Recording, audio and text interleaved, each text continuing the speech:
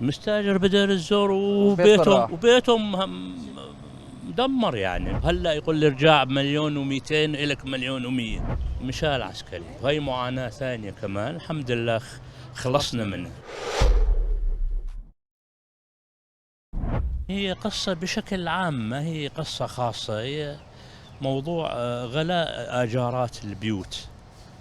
طبعا يعني من كم سنة كانت مقبولة نوعا ما، بعدين صاروا يزيدوا الآجارات أصحاب البيوت، يعني طمع وجشع. شايف، كأنه ما يحسوا بأوجاع الناس وأوضاعهم المعيشية. شايف علي شلون؟ يعني احنا انكتب علينا انه نتهجر من بلدنا، ويا ريت ضالين ببلدنا يعني. الحمد لله هلا يعني ان شاء الله ترجع الامور افضل بعد سقوط النظام، والحمد لله سقط وخلصنا منه، واجانا نظام جديد وممكن يكون مثل ما بدنا اياه ان شاء الله.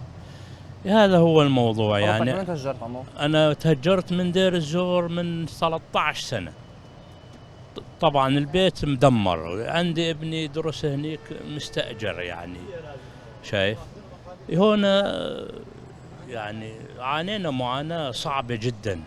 استأجر بدير الزور، مستاجر بدير الزور وبيتهم مدمر يعني. دير الزور مدمرة يعني، أكثر بلد تضرر دير الزور. وإن شاء الله يعني على الحكومة. حضرتك هون مستأجر؟ أنا مستأجر، أي والله مستأجر يعني بكذا منطقة ومناطق يعني سيئة جدا. الزاهرة جديدة هلا دف الشوك، مي ما فيها وكهرباء ما فيها، وآجاراتها مليون آجار البيت. ما يعني قولات الدير ما يسوى فرنك. شو هالجشع هذا يعني؟ لازم نحس بأوجاعنا، لازم يعني احنا مثل ما يقول سوريين وعرب، مو الغريب صار أحسن منا. عم يغلي عليك صاحب البيت ولا كيف؟ يعني عم يكون في غلاء ولا مليون بس؟ يا سيدي أنا طالعني من البيت 500 ألف كان، أنا قلت له أرفع لك هي مليون. المهم طلعت بيت غيره، هلا يقول لي ارجع بمليون ومئتين إلك مليون ومية. شو هالمنظر، شو هالمنطق هذا؟ وشكرا، وإن شاء الله يعني هنا عم يستغلوا فكرة غلاء البيوت ولا فكرة التهجير لحتى يزيدوا الأسعار؟ ما بعرف يعني، يستغلوا كل شيء. المهم يعني شو تقديره، مثلا انه والله بيتي سعره كذا بدي اجره بكذا. شايف؟ طيب حضرتك عم موظف او شيء ولا كيف؟ والله انا موظف متقاعد، معلم متقاعد.